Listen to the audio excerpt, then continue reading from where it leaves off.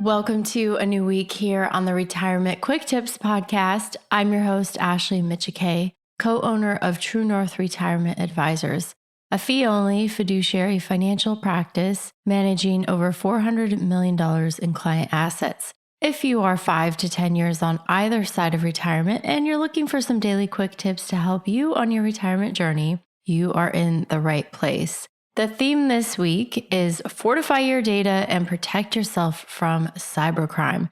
Now, earlier this month, you may have heard about a massive and scary data breach involving social security numbers, names, addresses for millions and millions of Americans. Doing a little bit more digging, it's not clear how deep this goes, but it seems like it affects most Americans and even people in Canada and around the world.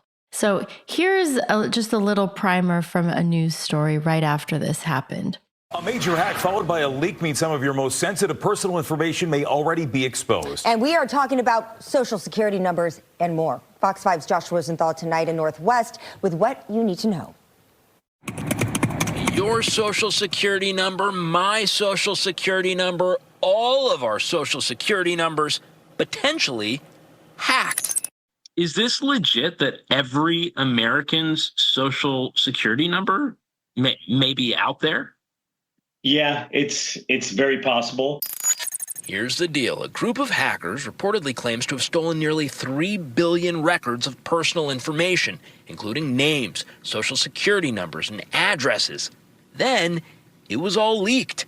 It's believed the information comes from a business called National Public Data, which, according to its website, is used by other companies to obtain criminal records, background checks, and more. I think people should be very upset about this. They should ask, why is this company, why do they have all of that information? And when they had it, who was making sure that they were protecting it? Lou Raban, CEO of Cyber Defense Group, told us this is a big deal and Americans should be concerned.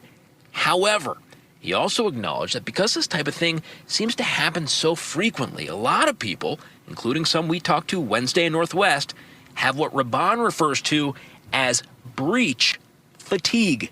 I try to be concerned, but it's really difficult nowadays. It's impossible. You kind of feel like your information's already out there. Yeah, I think so.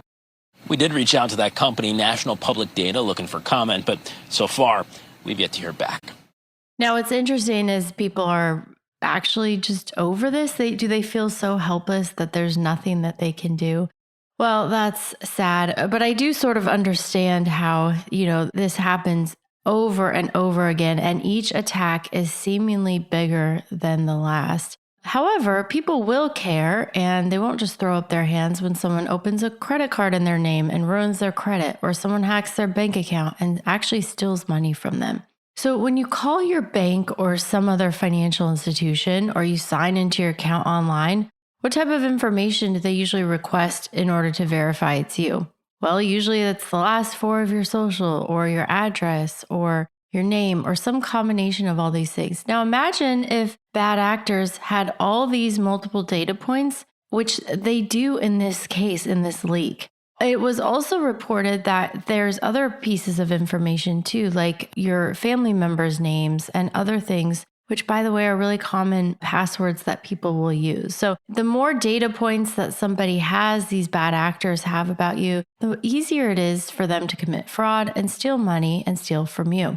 So this week, I'm going to talk about the important steps you can take to prevent your data, which is likely already out there, to prevent that from being used against you. Thank you so much for tuning in this week. If you know someone who would benefit from listening to this week's theme, and honestly, I can't think of anybody who wouldn't, because we all need to practice good cyber hygiene. And there are certain things that you can do and that everybody should do to make sure that we can't control the data leaks, but we can control how that impacts us to a large extent. So please share the show. It takes just a few seconds wherever you're listening to hit that share icon, and you can text or email the show link. I really appreciate it. It's one of the best things you can do to support the show, especially if you're getting value from this podcast.